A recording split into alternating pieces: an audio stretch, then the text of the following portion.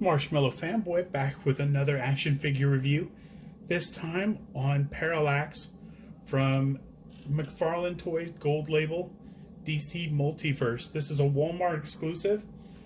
I was lucky to find it. It was out of stock online, but when I searched for it in stores, they had one near me, and I was able to order one for pickup. So let's take a closer look. Let's look at the back. Love the comic book artwork. I don't know if that's new for the packaging or if this happened, but it looks like it's new for the packaging. If I had to guess, I don't have any strong memory of this artwork. So I think, I did get Emerald Twilight back when it first came out. I did read those books. I was not a Hal Jordan fan. I was more of a Kyle Rayner fan, but I was familiar with him. I liked, the cartoon and things like that, so I was interested, and I did get those books, but I didn't really know a whole lot about Hal Jordan before he turned evil.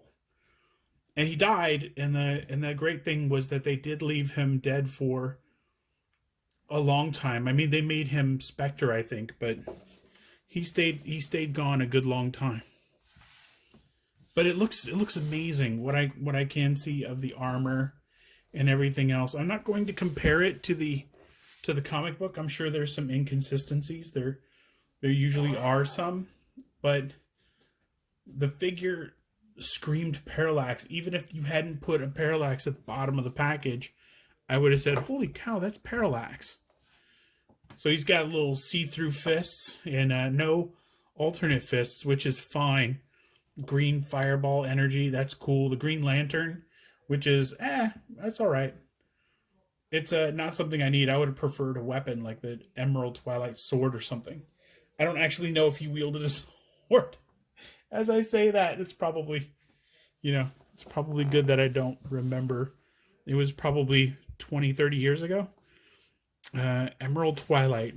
Let's take this guy out of the package and see what we think of him close up.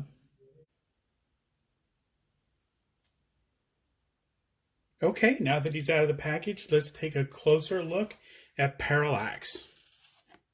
So Parallax comes with the card, and of course the art is sort of cut off.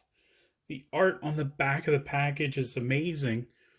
I don't know why we couldn't have had more of that. I sort of get that you wanted to get in close on the likeness, but if I'm honest, like the first thing I notice about the likeness is that he has the white streaks in his hair, a la, Mr. Fantastic, and there's very, very, I mean, it ombres down to white, but it's sort of a lighter color, but it looks like an accident. It looks like, maybe he got in the snow or something. It's not as striking as it is on the card.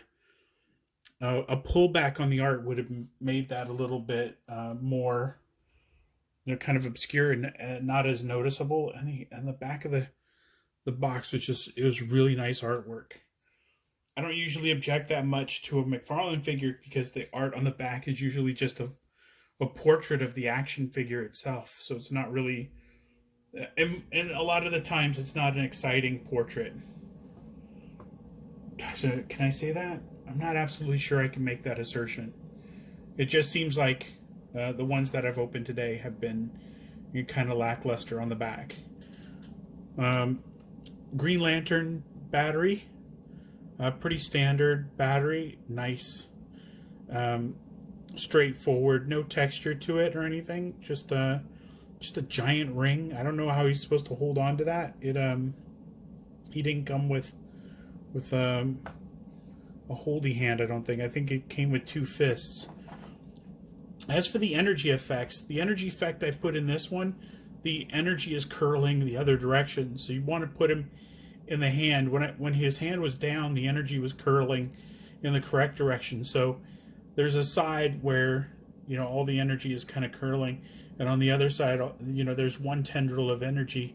But on the other side, there's a lot of tendrils of energy. So You probably want to turn it out to display the most tendrils of energy.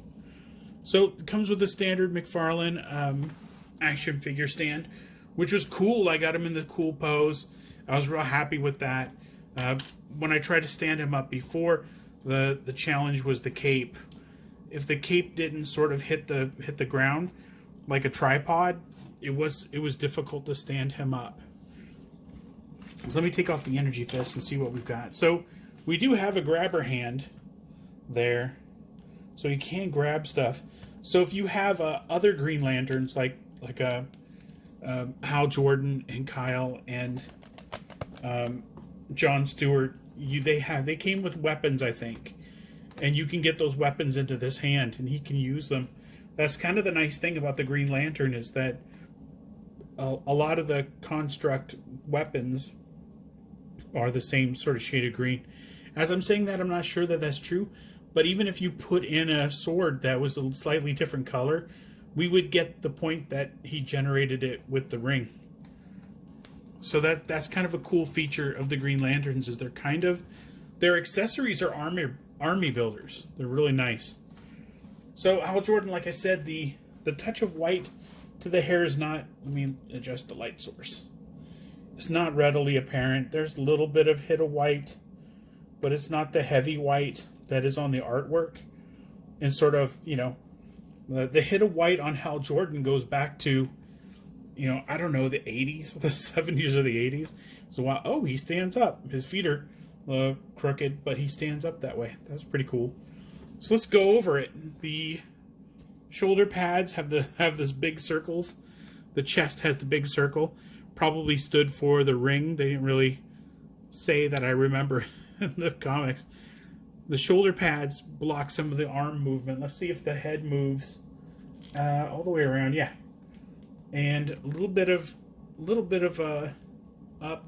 Actually, that's probably just a tiny bit of up, and plenty of down. If you want to put him on a flight stand and have him hovering or something. The arms, like I said, are blocked by the... No, they're not blocked by the shoulder pads. That's amazing. And of course, the line is broken when you move him into a different position, but that is okay. Let me see. Feels like there's a butterfly joint. There's a butterfly joint in there. I guess butterfly joints are coming standard on McFarlane figures. I like it. Double elbow. He can do that. Let's see here. There's a joint. There's a joint right under the rib cage, but it doesn't really, it allows him to tilt back, but not really forward. But he can twist at that joint, but also he can twist right at the waist. That's nice too. Standard setup on the crotch, and that sounded weird. See, no thigh swivel on that one or on that one. Oh, no. That's just part of the leg swivel. So let's see, double knees, and see if I can't bend that knee. He can kick his own butt. Kicking his own butt. Let's see. And the hinge on the leg, and not a swivel, but it's a ball joint. So you can rotate that ball joint, and you can tilt it in other directions, which may or may not help you pose. They're pain for me to get a hold of, or not hold of, but to get used to. Let me put him on the figure stand. So when the Parallax storyline came out, I was kind of ambivalent to it. I wasn't a big Green Lantern fan, but the thought of Hal Jordan, somebody I knew as a hero, going evil was a semi new concept.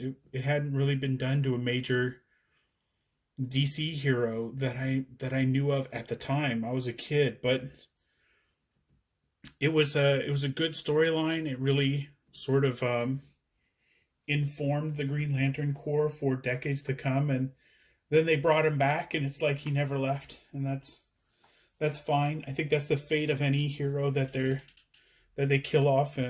Barry Allen stayed dead 4 years. Supergirl stayed dead for years. People who died in the Crisis of Infinite Earths is what I'm talking about. Stayed dead for years, and now they sort of routinely will die, and then a year later come back to life. So it's not really.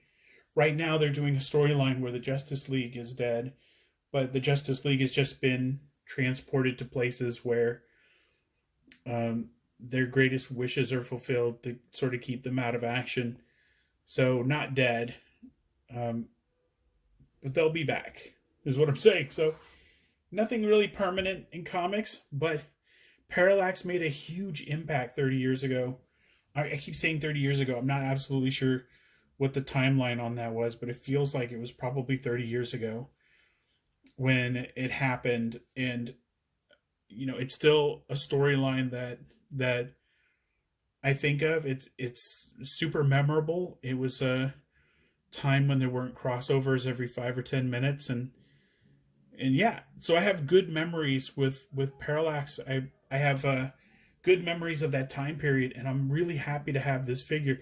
It's a really good addition to the collection. I like him a lot. If you could find him at Walmart, and my sense is that he hasn't really been that difficult to get a hold of. Asbat, I haven't been able to get a hold of, and as of right now in August, I still haven't seen Shazam on the Walmart website, so I can't add him to my wish list or anything.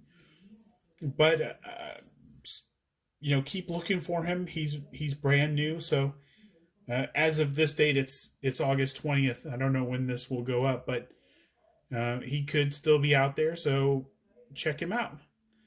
And that's it. So until next time, enjoy your toys.